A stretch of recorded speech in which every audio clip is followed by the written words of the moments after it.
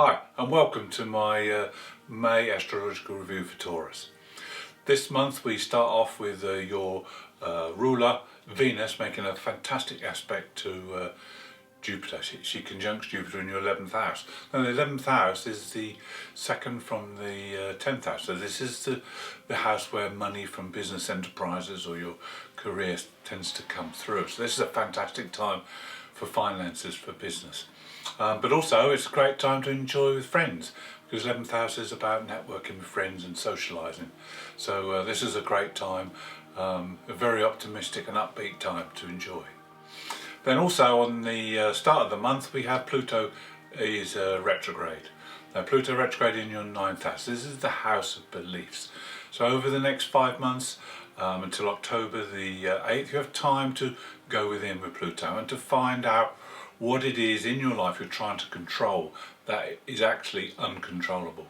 This means you're actually putting energy into something that's not going to work. The other thing about Pluto retrograde in the 9th is that you need to develop a good, strong set of beliefs. Now beliefs are very important because they need updating, they need changing all the time. What we learn and believe when we're young doesn't stand us in stead for all of our life, and things need to be updated. So it's a good time over the next 5 months to look at your beliefs, to see where you need updates and changes, and then implement them. And before the 8th of October, because if you haven't done this work, then things could manifest in the outside world in October, and then it could get messy. We have a conjunction between the Sun and Uranus. Now the Sun is in your sign of Taurus.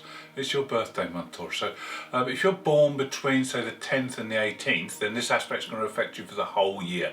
This will be in your solar return chart. This aspect is one where you need to get in tune with. So you need to bring new and exciting things into your life. You need to break the monotony and routine. And if you do that, you will avoid having upsets and sudden things happening throughout the year. Now the other aspect is the Sun making a positive aspect to Mars. So this will allow you to make the change. This will give you the strength and the conviction and the confidence to make these changes, so that it will be easy going forward. Now the other aspect is between Venus and the Black Moon. This is time to make sure that you are yourself, be authentic, and if there are any issues within relationships, you need to sort them out immediately. Also on the 4th we have a conjunction between Vesta, the asteroid, and Saturn. Now this is in your 10th house. Now this will allow you to focus fully on your major goals. Now this could be a career in the 10th house, it could be a public standing if you're in public life, or it could be your chosen path. Whatever it is, you'll have renewed commitment, you'll want to get things done. You have to be authentic as well. It's no good pursuing goals that come from someone else. They have to come from deep within, and Saturn will have the patience and persistence to drive this forward. Then on the 5th we have Mercury and Venus coming together for a very sociable day. It's very light-hearted, and it's a good time to enjoy the social side with friends and family before Mercury goes into retrograde on the 10th. Now Mercury will be retrograde for 3 weeks, and this will be in your 2nd house. So this is a time to work with the energy within, and also because it's in the 2nd house, it's time to assess what really has got meaning and value to you, and make sure that you concentrate on those and maybe discard some of the things that are meaningless. On the 12th we have a conjunction between the Sun and the Moon's North Node. Now if you're born at the end of Taurus, then this again is going to be very, very effective for you, and it will last the whole year, as it will be in your solar return chart. But this aspect, you have the Sun, which is our power and our core and our centre, conjuncting with the North Node, which is our spiritual way forward. So there could be a power shift at this time. A door may open, and there may be a desire for a new challenge, or to take a new path, tread a new path. But we have also 2 days later on the 14th, Mars making a positive aspect to the Moon's North Node. Now this will give you the conviction, this will give you the strength and the impetus to take on this challenge and really apply yourself to what it is you feel that you need to do. On the 15th, you may feel a little bit guilty because we have these aspects that have been going on about focusing on you and doing what you need to do, but now we have a square between the Sun and Saturn, which means you may feel a twinge of guilt regarding responsibilities, and it may be that you need to balance a little bit now and to take others into consideration. We also have an aspect to Neptune on this day, which means that your ego won't be as highly charged as normal, so you'll be more understanding and more in tune with what others are feeling as well. So this is a good time to think about this and to get it all balanced. Now the other aspect is between Venus and Chiron. This is in your 12th house conjunction. It's a very powerful unconscious aspect here, and you might find that you'll need to examine unconscious behavior patterns. If you feel that there's some creeping back in, then you need to stop that and not be repeating past patterns. On the 16th we have a full moon. It's a very important full moon for you Taurus, because this is in your opposite sign of Scorpio, and this is a total eclipse as well as a full moon. So this is incredibly important. The full moons in Scorpio are always really very intense emotionally. They run very deep, and there are changes that need to occur with this full moon. Full moons are about letting go, and it's time to let go of things that are not working in your life. Now, we've already spoke about balance with the last aspect. Well, again, this full moon's in your 7th house, so this is about balance. It's about balancing your needs with the needs of others, especially in close relationships or in business partnerships. It's time to work on this now and get it running smoothly, because there's a lot of emphasis being on you and personally evolving and getting things right in your life, but you also have to have that consideration for others. Now the eclipse is part of the Saros 6 North series, which is renowned for bringing in commitments. Commitments that maybe you hadn't chosen to take but happen because someone else has unable to complete their commitment. And there's also responsibility to authority figures with the relationship there. Now this eclipse is also very important to you, because if you're born in the last 10 days of Taurus, this is going to be in your solar return chart for the year, and this will affect you for some time in the future.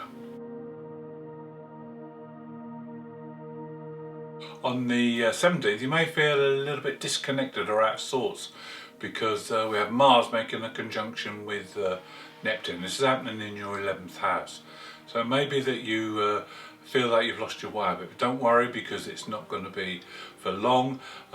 Mars is the planet of ego, and he's conjuncting the planet that dissolves ego, so you may have this loss of identity for a day or so. But it also can bring great compassion. So this is in the 11th house of friends and colleagues. So this is a good time to, while the ego is put aside, to understand and learn things and listen to other people.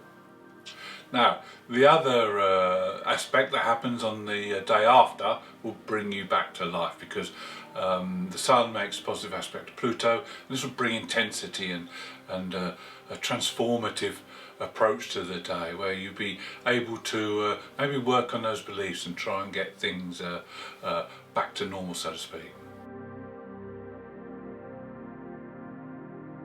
On the 19th and the 21st, Mercury makes two aspects. The first, positive aspect to Jupiter in the 11th, and then on the 21st, the Sun moves into Gemini and they make a conjunction. Now remember, Mercury is retrograde, so we need to work with the energy, or it's retrograde and that's going within. It's a good time to look at the 11th house area and see what aims and goals are just not going to make it. Get rid of those and set some new, more realistic aims and goals for the future. Also to look within at your power source and see where maybe you need to make some adjustments, realign yourself with your inner power, and also to look at your talents, and maybe talents that you have within that you've just not made the best of. It's time to harness those now. Two very positive transits on the 22nd. The Sun makes a sextile to Jupiter. Now the Sun, remember, is in that second house now. So this is the area of finances. This is brilliant for finances. Jupiter's in the house of money from businesses, so this is a fantastic time to reap the benefit of this. But this aspect is good for virtually just about anything. Then we also have Mars-Pluto. Now this will give you strength and power to follow through what decisions you made with those Mercury aspects on the 19th and 21st. And it's a good time to put things into action. On the 23rd we have a conjunction between Ceres and the Black Moon Lilith. Now these two are archetypes and they are opposites. They are two sides of a coin. On one side we have Ceres, who is the eternal mother, who fosters nurturing, and then on the other side of the coin we have the Black Moon Lilith, who was the original woman and committed the original sin, and can be likened to a whore. So this is a very interesting aspect, and we all have these two sides within us. Now the nurturing side can come out through speaking and communication, because this is happening in your third house. And this is a time when people listen to you and be nurtured by your words. And this can be very rewarding. You can help people to achieve freedom and independence. Equally, you can achieve this for yourself. But on the other side, with the Black Moon, there could be past hurts that come up now. There could be anger or rage that surfaces because of what's gone on in the past, and you need to free yourself from this as well. So just be aware that there are these two sides that maybe needs balancing in some way. Venus, your ruler, is heading for your sign and will be there at the end of the month, but for now she's in the 12th house and in Aries, which is the sign of Mars, so she's not particularly happy. In the 12th house she's going to work unconsciously in the background, and there could be unconscious thoughts come up about your duties and responsibilities, and there may be some resentment that builds up because of this. And also she makes an aspect of Pluto, so there could be intense emotions that come up. These could be a result of the conjunction between Ceres and the Black Moon Lilith, but you need to accept these and you need to deal with them and then release them. On the 28th we have a fantastic aspect that brings a lot of physical energy. It's a conjunction between Mars and Jupiter in Aries. Now Mars is the ruler of Aries, Jupiter is very happy in the early degrees of Aries, so this is good. But unfortunately for you, it's in your 12th house, so it may not pan out quite as energetic as it would in other areas. Now, with it being in 12th house, this is fantastic to put that energy into working on something behind the scenes. So if you've got a project that you're starting or need to do a lot of work on, then this would be a fantastic opportunity. Now, with it being a lot of physical energy with this, if you're not using up energy, you have to channel it in some other way, so have exercise or something else. And then the other aspect on that day between Mars and the Black Moon Lilith. Now again, Mars in this 12th house and the Black Moon in the 3rd house. This is a time to learn and understand about the unconscious side, about your shadow side. So any work you can do within this area would be fantastic. We end the month on the 30th with a new moon. Now this new moon is in Gemini, so it's obviously going to feature communication and the intellect, but it's also in the 2nd house for Taurus, which is the house of Taurus. And this is about the 5 senses. This is about finding value and worth in your life. Also about the financial side. This is a time to look at your finances, maybe budget, set out a plan, and then find new ways of which you can make money. So with the communication side, it's good to interact with others. It's good to express yourself, but also to listen to others as well. A new moon is about new ideas, new features coming in. So this is a great time to interact with people and find new ways of getting yourself where you want to be in the future. Thank you for tuning in and watching my May review. I hope you've enjoyed it. If you have, please subscribe. If you'd like to leave me a message, I'll be glad to hear from you. And a very happy birthday to all you Taurians. This should be an exciting year ahead for you.